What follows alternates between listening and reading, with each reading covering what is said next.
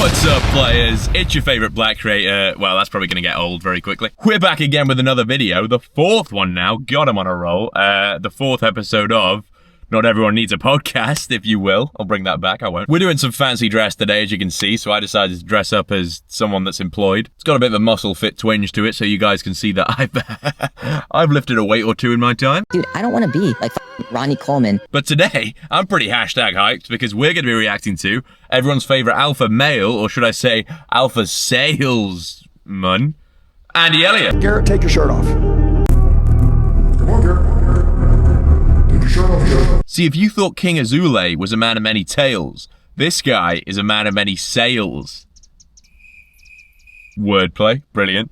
Stay tuned for more of that. If you're not familiar with Mr. Elliott's work, this is a man with a deep, deep passion for car sales, taking other men's shirts off, steroids, and probably his wife, I don't know. He is just one of many bold men that have decided in their infinite wisdom that it's their duty to coach the public on life itself. That's sort of what I'm aiming for, I feel like. I don't know what overall you consider his like job title to be. I think just general motivator. I think the focus is car sales, you know? A car salesman and then life coach and like PT. I feel like he's juggling all of them. He's just one of those cats. He can do it all. But he will display his pure passion for sales in this first clip. Okay, how many cars do you sell a month? 10?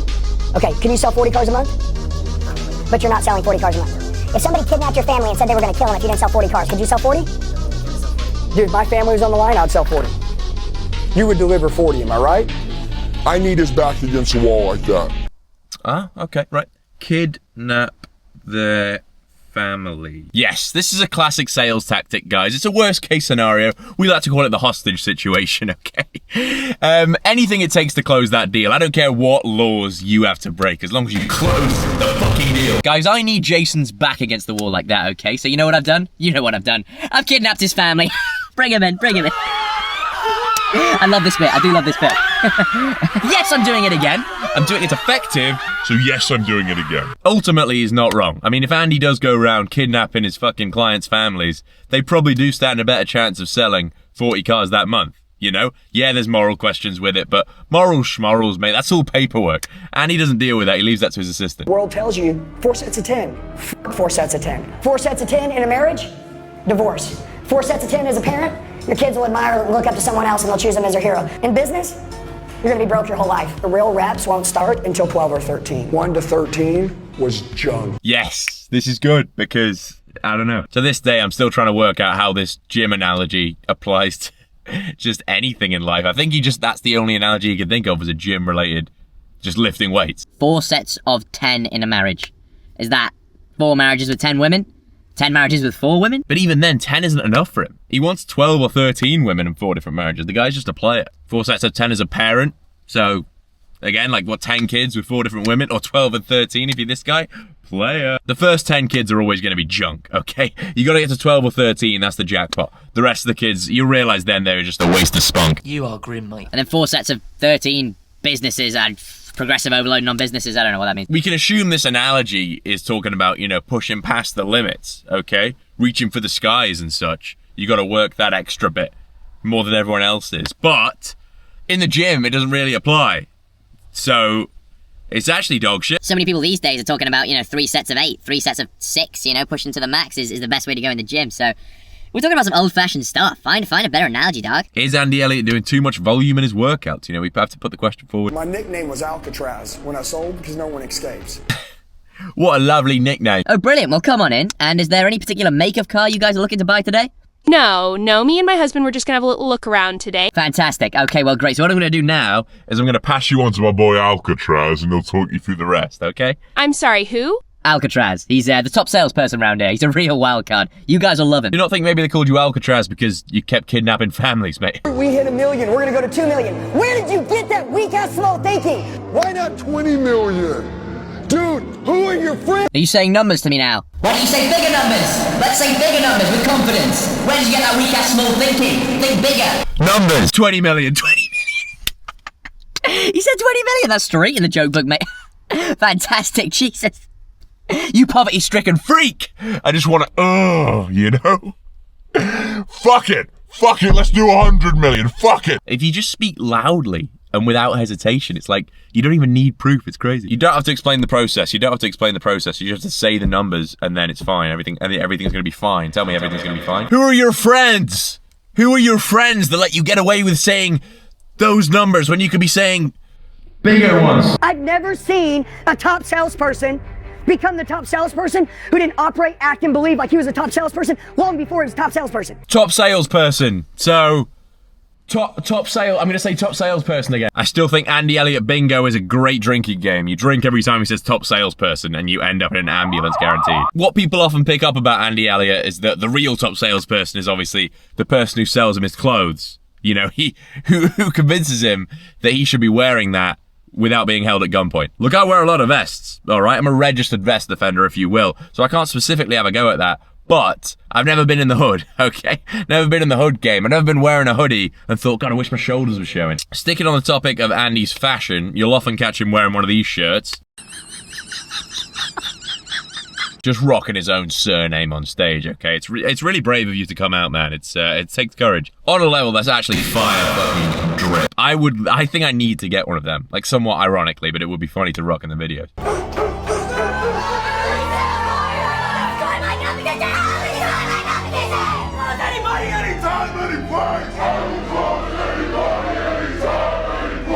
As you can see, that shirt has inspired quite a culture.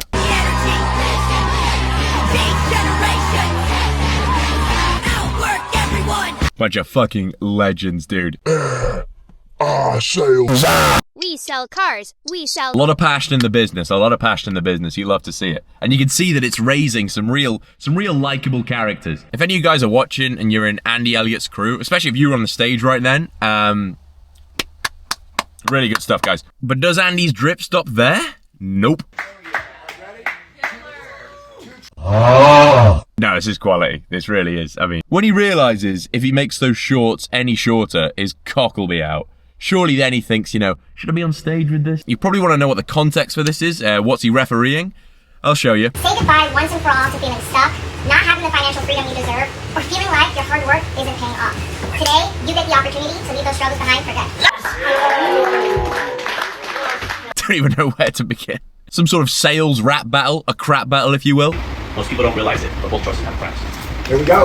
We're gonna go. Okay, you skipped a couple words on that one, so that's the last. And they just gathered a group of the worst fucking people in the world, and they can just see how well they can recite nonsense. But I'm there for it, though. They got Elliott as the ref, they got a judge panel, and that guy at the back, man, he is fucking loving it. That's passion for you. I'm not quite sure how it works, because I only watched a little bit of the live stream before I started clawing out my fucking retinas. So I didn't quite get to, like, what happens to the loser, but we can presume they take their top off. So let's hope the woman won, because otherwise, Elliott might have some lawsuits on his plate, if he hasn't got enough already. They're saying they want 1,000 cars? Dude, I'll go sell 100 myself. I don't care. He doesn't care, guys. Doesn't care at all. So, yeah. Anybody that walks into our company, calls on the phone, sends in a lead, is gonna get the love from this company. I'm putting the gloves on. I'm taking them off, actually. And I'm going to war. Oh, make your mind up, sucker. Let's put these gloves on, then. Ooh, it's a bit warm, actually. I'll take them off. I never had gloves on, okay? I never had gloves on, right? So guess who's going to war now? Guess who's going to war now, motherfucker? Muggins. Stick that be a top salesperson. Do you love your mom? Yeah. You know, if I kidnapped your mom and I said I was gonna kill her, unless you sold 100 solar deals, would you sell 100? Oh, fucking hell, give it a rest. I'm not gonna buy your fucking how-to hostage course, Elliott. So, just leave the families alone for a minute. Remember when I sold cars? I sold 80 cars a month in a town with 10 people. You sold 80 cars a month in a town with 10 people? Fuck off. That is so true and impressive. So you essentially sold those 10 people 8 cars a month? What the that's crazy, dude. What the hell? Have you got a course I could buy? What's proof? I don't need any proof. He speaks quickly and he's loud, so that's all the proof I need. All right, guys, so everybody keeps bitching about my tight shirt, right? So I went and found me a 3X, right? 3X. Oh, sure. Well, this ought to be a fun and fair test. Help me, help me. And all she's doing is going. Guys, what do we do? What kind of shirt is that? Look naked. You can't blame the shirt for that if you're still wearing your 3-inch shorts, mate. He didn't even wear socks or shoes. He just wore the shirt. Yeah, that'll tell him. Andy only wears tight shirts, guys. Or look at him. It's called an outfit, yeah? Not a cock outfit. Wordplay, I told you to stick around. I've been speaking since 6 a.m. this morning. My jaw is numb. Could be the cocaine, but I doubt it. It's all that bloody talking. Take your shirt off. All right, Martin, take your shirt off. Now, Martin, you said you wanted to ask me a question. What is it? It's not for you. Okay.